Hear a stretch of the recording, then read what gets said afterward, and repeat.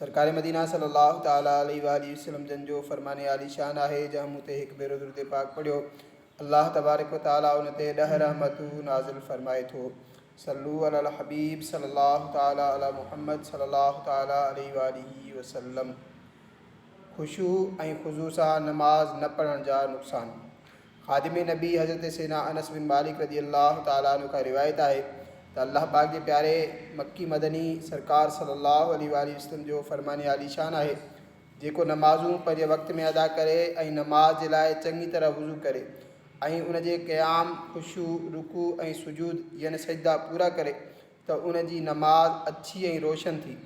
इहो चवंदे निकिरंदी आहे अल्लाह पाक तुंहिंजी हिफ़ाज़त फ़रमाए जहिड़ी तरह तो मुंहिंजी हिफ़ाज़त कई। ऐं जेको शख़्स नमाज बेवक़्त अदा करे ऐं उन जे लाइ चङी तरह वुज़ू न करे ऐं उन जा खुशू रुकू ऐं सजदा पूरा न करे त उहा नमाज कारी ऊंदाही थी। इहो चवंदे निकिरंदी आहे अल्लाह पाक तोखे ज़ाया करे जहिड़ी तरह तो मूंखे ज़ाया कयो।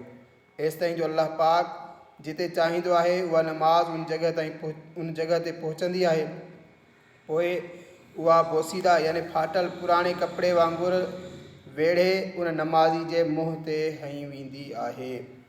ए आशिक़ाने नमाज इत्मीनान ऐं सुकून सां पढ़णु घुरिजे त जीअं उहा क़बूलियत जी मंज़िल ताईं पहुची सघे।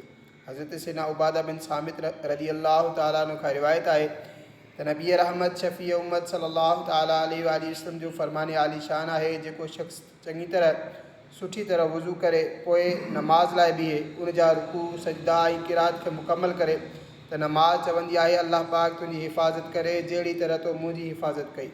पोइ उन नमाज खे आसमान जी तरफ़ वठी वञिबो आहे ऐं उन लाइ नमाज ऐं उन लाइ चमक ऐं नूर हूंदो आहे। पोइ उन लाइ आसमान जा दरवाज़ा खोलिया वेंदा आहिनि हेसि ताईं जो उनखे अल्लाह पाक जी बारगाह में पेश कयो वेंदो आहे ऐं उहा नमाज उन नमाज़ी जी शफ़ाअत कंदी आहे। ऐं जेकॾहिं उहो उन जा रुकू सुजूद ऐं क़िरात मुकमल न करे त नमाज़ चवंदी आहे अल्लाह पाक तोखे ज़ाया करे जहिड़ी तरह तो मूंखे ज़ाया कयो। पोइ उन नमाज खे अहिड़ी तरह आसमान जी तरफ़ वठी वञिबो आहे जो उन ते तारीकी यानी ऊंदाही छायल हूंदी आहे ऐं उन ते आसमान जा दरवाज़ा बंदि कया वेंदा आहिनि।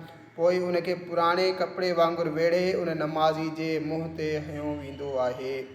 मैं पांचों नमाज़ें पढ़ूं बाजमात हो तौफ़ीक़ ऐसी अता या इलाही